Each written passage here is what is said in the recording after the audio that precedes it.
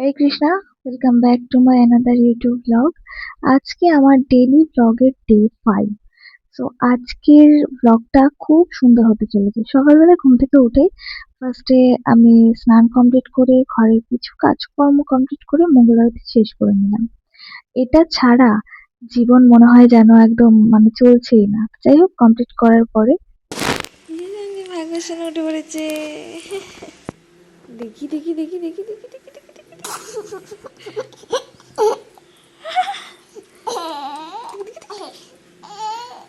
দেখি মুখখানা দেখি দেখি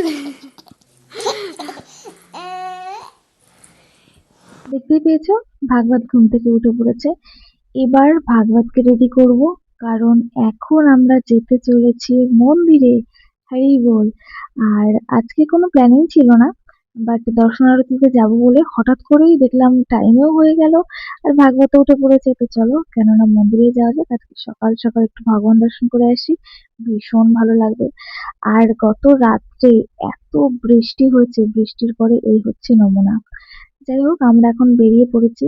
আর এটা হচ্ছে আমাদের বাহন, কারণ এই ছাড়া আমরা যেতে পারবো না। যাই হোক, ভগবান দর্শন করো।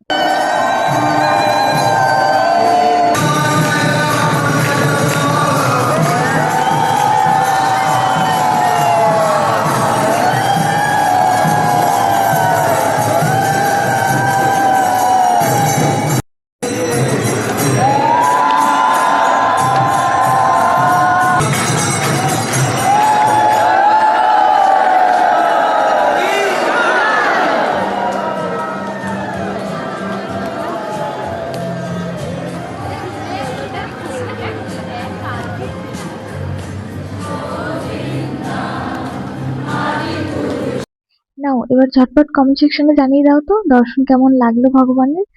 আমি জানি ভালোই লাগবে। তো এখন ওই যে বেরিয়ে পড়লাম বাড়িতে যাওয়ার উদ্দেশ্যে। আর এখন বাড়িতে গিয়ে আমাদের রান্না করতে হবে। রান্নাতে আজকে করেছি একটা পাঁচমিশালি সবজি, সব রকমের সবজি দিয়ে। এটা এত টেস্টি হয়।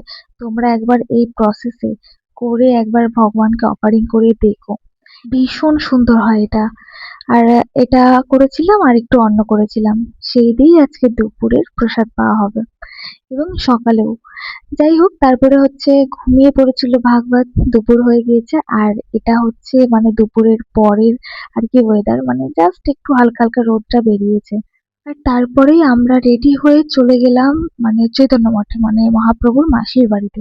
সেখানে ভগবান দর্শন করার পরে আমরা গিয়েছিলাম এই তুলসীর চারাগুলো আনতে। দেখতে পাচ্ছ, প্রভুকে আমি বলেছিলাম একখানা চারা আনতে। প্রভু একটা বড় চারা এনে বাকি সব ছোট ছোট চারাগুলো এনে দিয়েছে। এগুলোকে এখন বড় করতে হবে। সো আজকের মতো ভিডিওটা এখানেই এন্ড করছি। ভিডিওটা আশা করি আপনাদের ভালো লেগেছে। ভালো লাগলে অবশ্যই সাবস্ক্রাইব করুন।